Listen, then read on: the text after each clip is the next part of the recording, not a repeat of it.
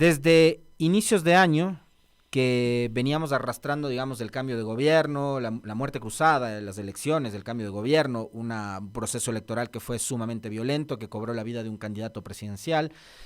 Empezamos del 2024 con estas declaratorias de estado de excepción, que es una receta fallida de los gobiernos anteriores, y adicionalmente esta declaratoria del conflicto armado interno que el gobierno y su potente campaña comunicacional y los medios de comunicación también nos quieren hacer creer que está arrojando resultados. Desde la perspectiva de la academia, doctor Augusto Barreri, desde la suya propia, ¿cuál es, digamos, la evaluación que hace de estos días de vigencia de aquellos decretos de inicios de año? Bienvenido, buenos días. Muchas gracias, Alexis. Un saludo afectuoso a quienes nos están escuchando y mirando.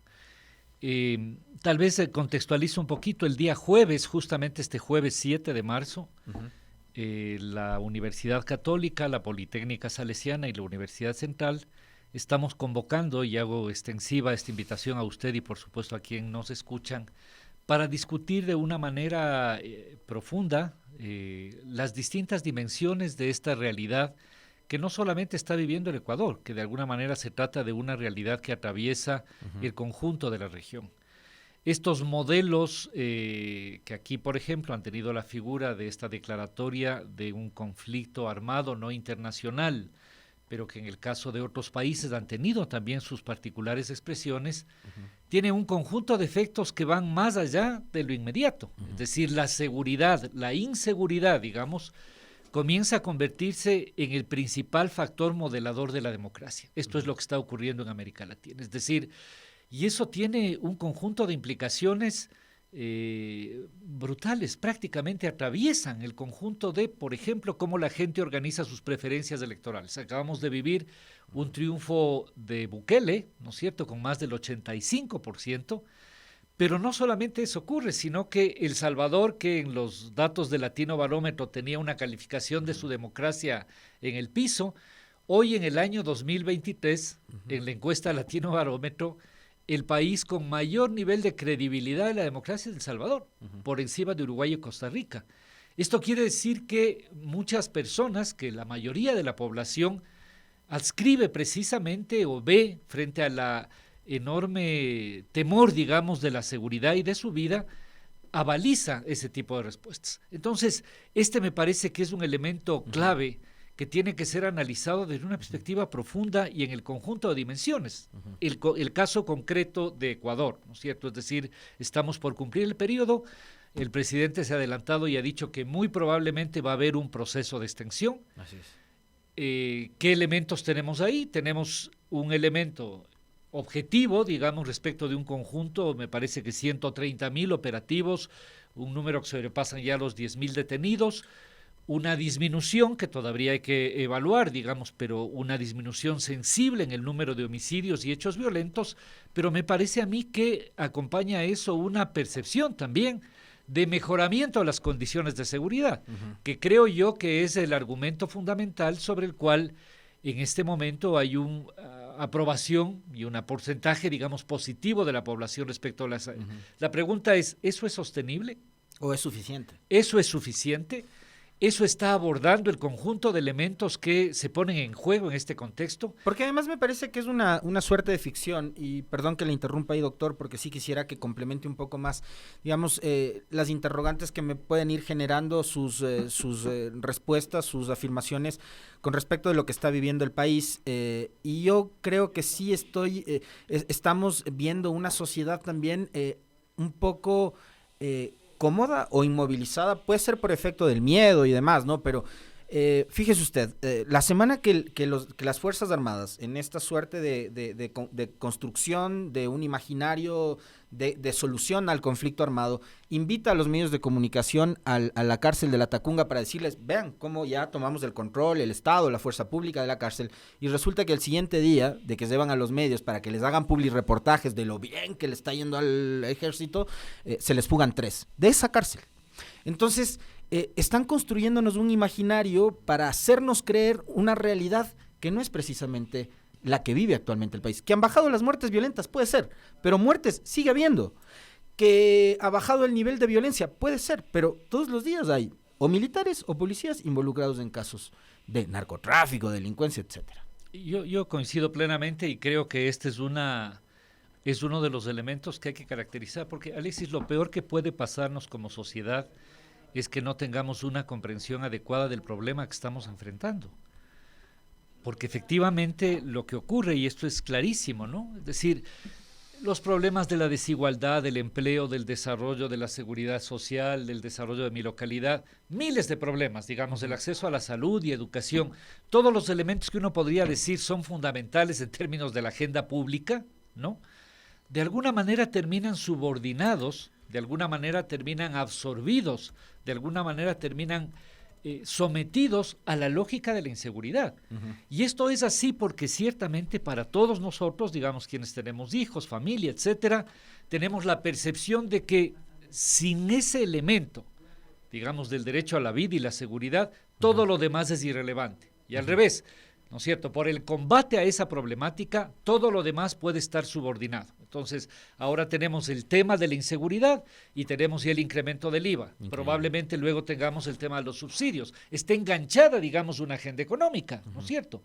Por el tema de seguridad y de inseguridad, hoy se plantea una presencia que efectivamente habría que ver si es sostenible en términos de Fuerzas Armadas en las cárceles, pero también en las calles.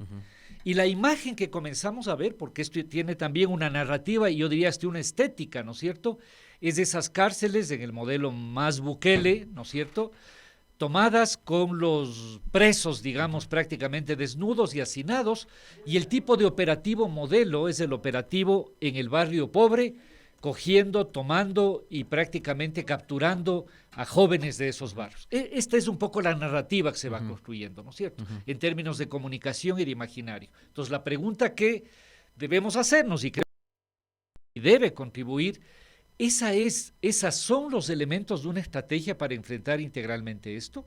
Porque uno podría decir aquí hay varias dimensiones. Por ejemplo, hay una dimensión geopolítica. Hay distintas maneras de encarar esto. En este seminario que vamos a tener el día jueves, vamos a ver qué se hizo en México, qué se ha hecho en El Salvador, qué se está planteando en Colombia, qué se ha hecho en Chile. Digamos, tengamos una perspectiva lo más plural, ¿no es cierto?, de cómo entender. Sin duda, sobre esto hay una dimensión multidimensional también. Por ejemplo, es bastante claro que si somos sociedades profundamente desiguales y tenemos amplias zonas del país, barrios populares, zonas fronterizas, en donde los jóvenes prácticamente no tienen oportunidades de nada, ni estudian, ni trabajan, ni ningún tipo de horizonte, evidentemente somos productores de condiciones que mañana o pasado van a terminar decantando en esta o en cualquier otra forma de acción ilegal, pues eso es obvio. Entonces, esta dimensión, digamos, socioeconómica de la igualdad y del tipo del desarrollo tiene que ser analizada. Pero eso pasa por decisiones y políticas públicas que se adoptan desde el ejercicio del poder y el gobierno. Obvio. Es decir, si tuvimos dos gobiernos, los anteriores, el de Moreno y el de Lasso, que decidieron no apostarle a la educación, no invertir en educación, y hoy estamos asombrados con los resultados del examen ser estudiante y los resultados que arroja el INEVAL de un paupérrimo nivel, digamos, y nos asombramos y nos empezamos a admirar de aquello, pero volteemos a ver qué es lo que pasó. Pues.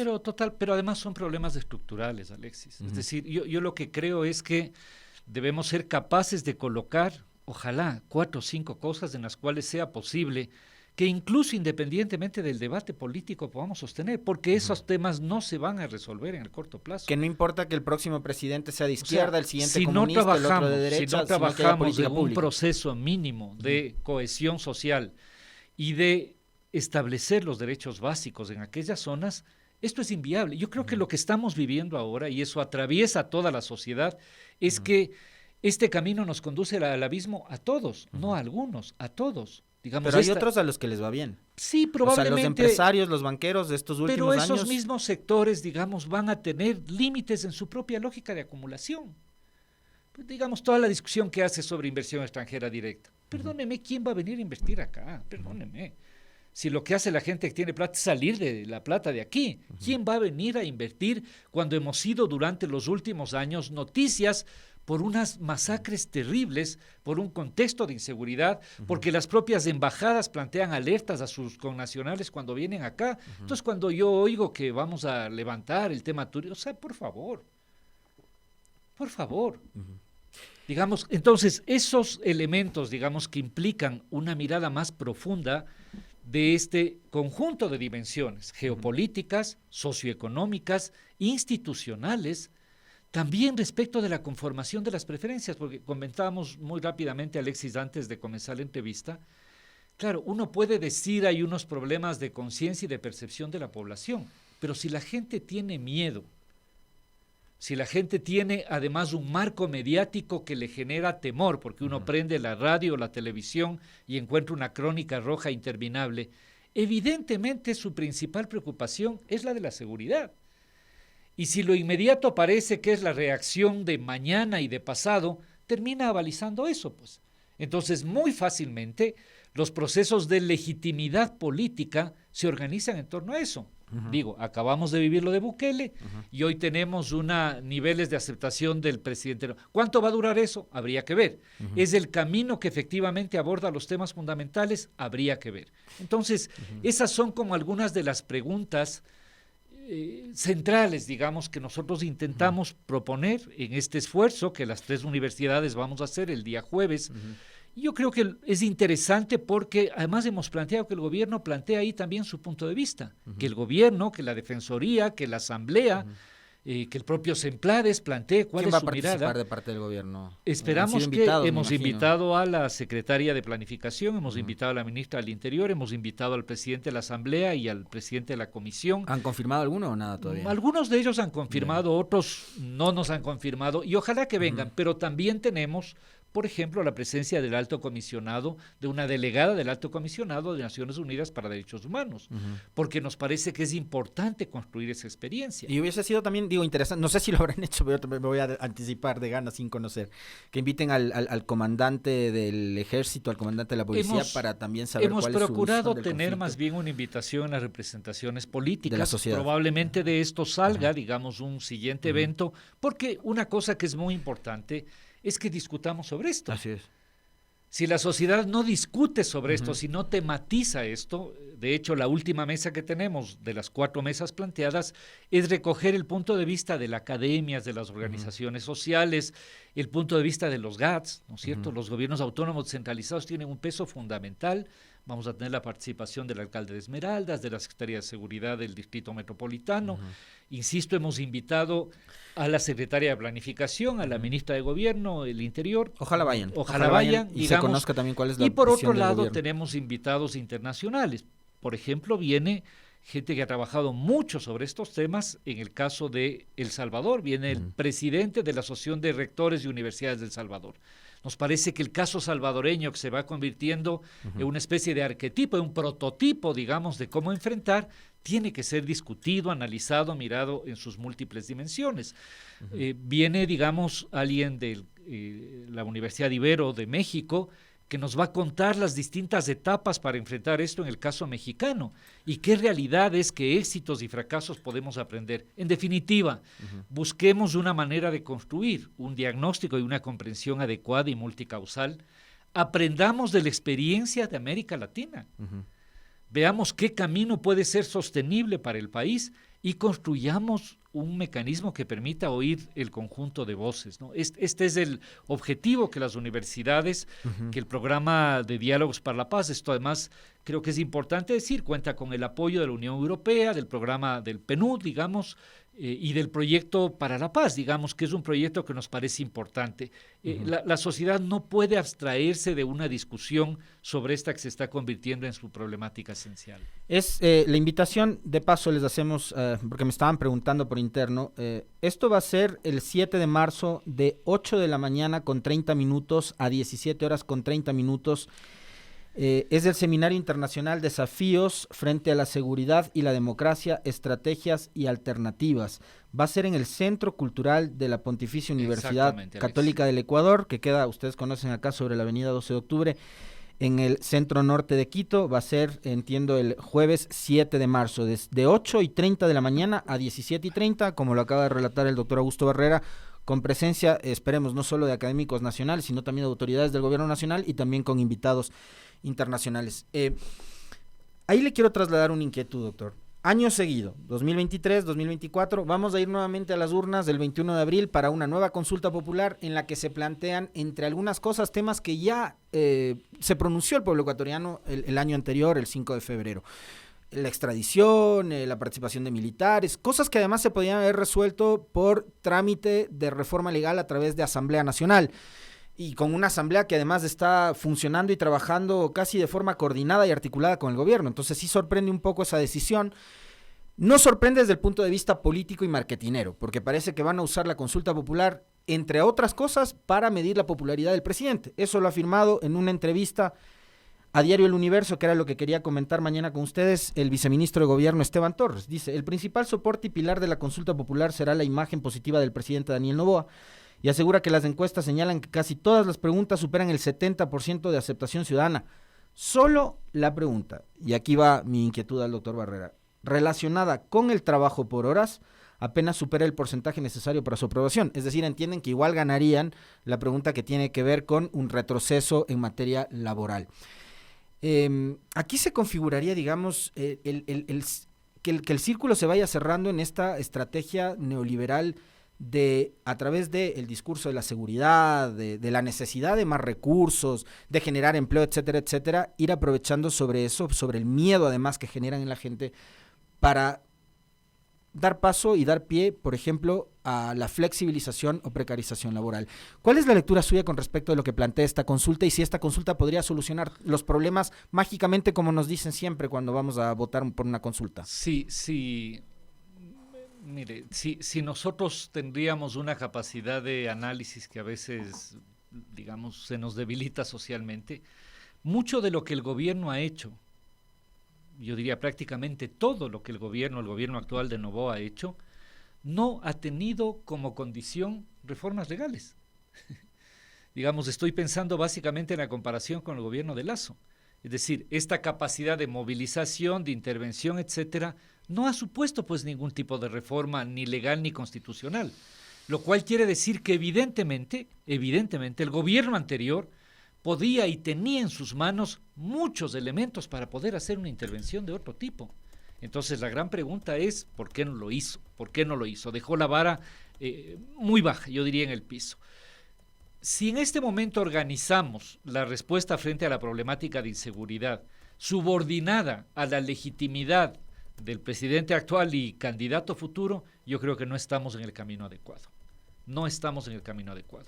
Si hay cosas que pueden implicar unos acuerdos básicos, digamos, con la Asamblea Nacional y pueden procesarse ya iniciativas de ley, evidentemente eso le ahorra al país no solo un esfuerzo, sino que permite que los contenidos más importantes de las reformas se generen a partir de un mínimo nivel de consenso, porque lo que vamos a tener, y bueno, hay mucha gente que ya ha analizado esto, es probablemente una consulta, muchos de cuyos resultados después van a ir otra vez a discutirse en la Asamblea, lo cual no asegura absolutamente nada.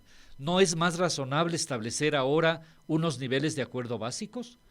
Es decir, eso me parece que es un elemento clave. Pero yo quiero insistir sobre la sostenibilidad de estos procesos, porque uno, digamos, en la acción política cotidiana a veces tiene una perspectiva muy de corto plazo. Es decir, hoy el gobierno está muy alto y establece una consulta, una acción para ganar. Después pasan 2 o 3 meses, la gente va a tener el impacto del IVA, van a haber ya algunas dificultades. Efectivamente, digamos, vamos a tener ya unos resultados más claros de qué es lo que está pasando con inseguridad.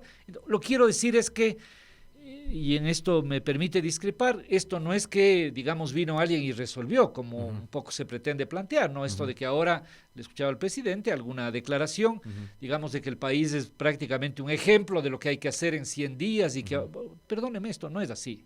Digamos, somos un país en un contexto de crisis, hay que tener la humildad y la actitud para articular al conjunto de actores y definir un camino, pues. No es que aquí todo está resuelto, es decir, estamos en un contexto tremendo de crisis de económica, de profunda situación de desigualdad, de crisis de las instituciones, lo que vemos ahora en las entrevistas, el uno peleado con el otro y a su vez con el otro. Eso es lo que estamos viviendo. Y la justicia sigue siendo además del aparato para resolución de los conflictos políticos. Digamos, el contexto que tenemos ahora no puede ser, digamos, en estos meses de más inestable. Ese es el país que tenemos. Entonces, cuidado con entender o con suponer que tenemos un estado de emergencia, una capacidad de resolver y ya todo está resuelto. Cuidado con entender eso, porque muy rápidamente podemos estrellarnos con la realidad. Entonces, amerita un análisis profundo, multidimensional, digamos, el papel que el país está teniendo en la nueva geopolítica, por ejemplo. A ver, pensémoslo bien, porque hay que pensar varias alternativas y varias estrategias. Pensemos si es adecuado una lógica que sobre todo profundiza, este término que se ha utilizado, el populismo penal. Es por ahí que tenemos que ir. ¿Es suficiente que solamente haya una actitud represiva respecto de los sectores más pobres del país? ¿Cómo blindamos efectivamente la penetración de estos intereses al sistema político? ¿Cómo? O sea, pensémoslo muy bien, porque más, mire, lo que tenemos de datos ahora, Alexis, no estamos hablando pues solamente de un policía, claro. Es decir, estamos hablando en todo esto que se ha ido abriendo de los niveles prácticamente, digamos, decisorios de las instituciones. Es la institucionalidad. Entonces, pensemos en modelos institucionales que permitan que no mañana, sino que a largo plazo podamos tener los blindajes que la sociedad debe tener para evitar un colapso mayor. Entonces, la invitación es a que debatamos eso. Hay preocupaciones de todos estos órdenes, ¿no? Institucionales, culturales, desde la perspectiva de derechos humanos, desde la geopolítica. Creo que la academia hace bien en aportar espacios plurales para que efectivamente tengamos un debate social. Porque daría la impresión, y esto lo conversábamos hace unos días con David Chávez y también con Hernán Reyes, y le pregunto a usted que también forma parte de la comunidad académica, doctor, daría la impresión de que en el país un momento histórico reciente en el que la academia decidió hacerse a un lado y no opinar y no generar debates y no ser esa fuente de permanente crítica de las instituciones, del Estado, de los propios medios de comunicación, y adoptó una postura bastante cómoda. Sí, yo creo que, digamos, hay muchos elementos, ¿no? Es decir, la realidad es que, y esto algún rato podríamos conversar, muchas instituciones de educación terminan viviendo su propia sobrevivencia.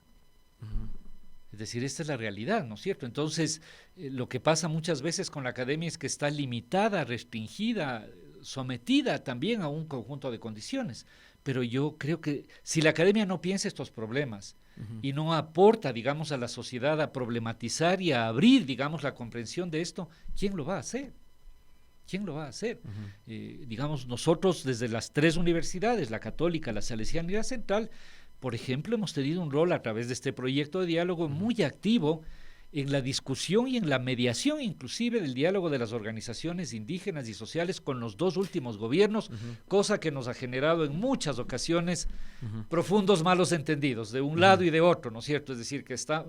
Pero socialmente es importante que coloquemos esos debates porque son los temas de agenda nacional. Yo soy de los que, y vamos ya terminando la entrevista con el doctor Augusto Barrera, soy de los que creo que el país debería ir superando ciertas taras que le han generado y le han alimentado permanentemente la polarización. Polarización que, por cierto, siempre ha existido en este país. Claro. No es que apareció un presidente y mágicamente todos nos polarizamos de un lado u otro. Acá siempre, sea por fútbol, por religión, por política, por regionalismo, siempre hemos estado polarizados.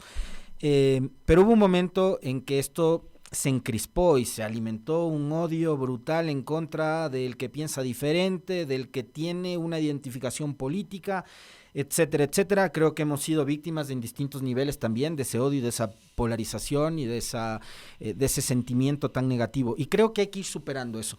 Pero, y le quiero preguntar esto en su condición, por supuesto, de académico, de exalcalde de Quito también, y de un actor más de esta sociedad. Y es hoy mismo uno de estos personajes que siguen con ese afán de seguir alimentando el odio, presentó una denuncia en contra del alcalde de Quito, Pavel Muñoz, y pretende a través de esa denuncia destituir nuevamente, como pasó con Yunda, ahora al alcalde de Quito. Digamos, la democracia, ¿cómo finalmente termina de solidificarse, de cimentar cimientos para poder tener otro tipo de sociedad si seguimos todavía con estos intentos. No, yo, Alexis, sobre de esto, obviamente, digamos, hoy quería básicamente invitar esto a nombre de las universidades, pero no puedo eludir esto y lo que debo decir es que me parece absolutamente inadecuado que se establezcan atajos y mecanismos para modificar la voluntad popular.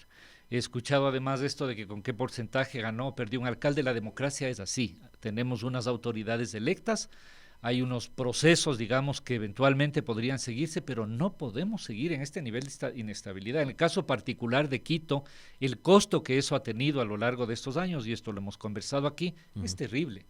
Entonces uno dice, bueno, no pasa nada. Claro que pasa, digamos, porque una autoridad opera sobre la certeza, digamos, de su acción predecible. Pues, digamos, si uno tiene 4 años, planifica para 4 años, ejerce autoridad sobre unos temas conflictivos, toma decisiones, se juega, digamos, en torno a eso. Si tiene la espada de Damocles de que mañana va, no sé, un tribunal o quien sea a resolver cualquier cosa, eso es complicadísimo. Eso afecta sin duda, de tal manera que yo creo que es absolutamente inadecuado y lo lógico es respetar la soberanía y la voluntad popular. Cuando se gana, eso hay que respetar. Cuando se pierde, eso es lo que hay que respetar. Así funcionan las reglas de juego de la democracia.